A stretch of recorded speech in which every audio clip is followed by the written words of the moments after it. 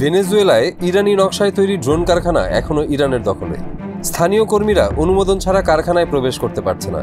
Miami Herald জানিয়েছে, 2006 সালে Caracas তেহরানের সঙ্গে সামরিক চুক্তি স্বাক্ষরের পরই ভেনেজুয়েলাতে ড্রোন কর্মসূচি শুরু হয়। ইরানি সংস্থা kudos aviation industries assembly kit সরবরাহ করেছে।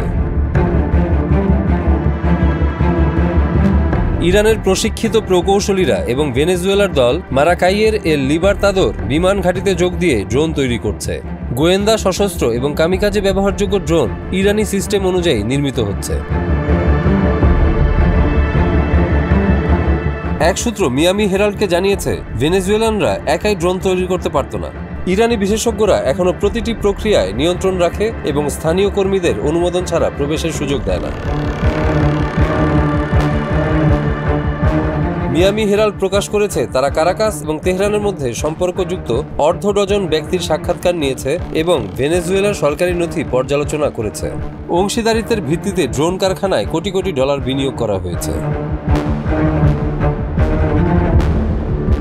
অনেক প্রকল্প বেসামরিক উদ্যোগের ছদ্মবেশে চলছে।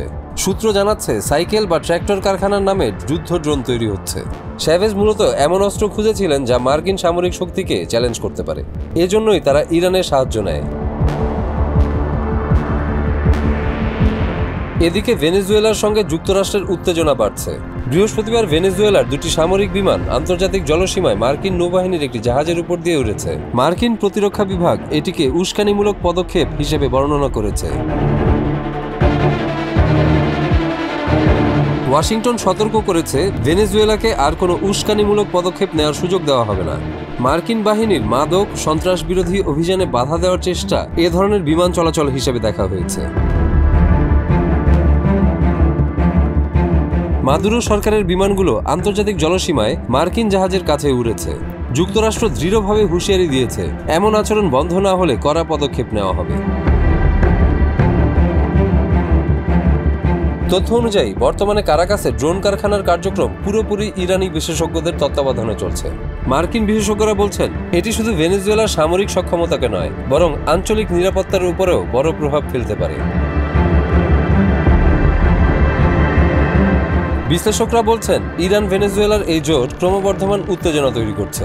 বিশেষ করে ক্যারিবীয় অঞ্চলে মার্কিন যুদ্ধজাহাজ মোতায়েন থাকায় দুর্ঘটনার সম্ভাবনা বেড়ে যাচ্ছে।